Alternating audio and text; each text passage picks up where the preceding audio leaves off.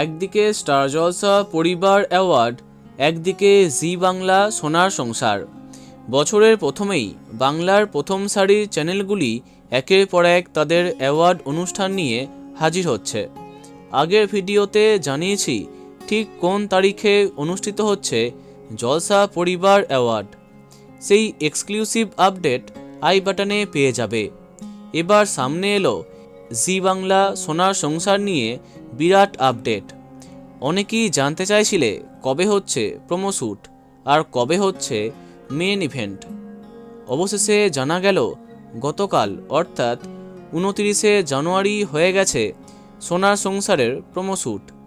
কী theme থাকছে জানা যায়নি, তবে বাঙালির বিয়ে বাড়ি অথবা নতুন বছরে হালখাতার থিম থাকতে পারে।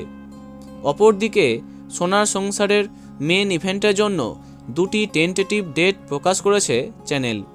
জানা যাচ্ছে 24 এবং 25শে ফেব্রুয়ারি করে সম্পন্ন হবে সোনার সংসার 2024, আর সেটা টেলিকাস্ট হবে মার্চের তৃতীয় সপ্তাহে।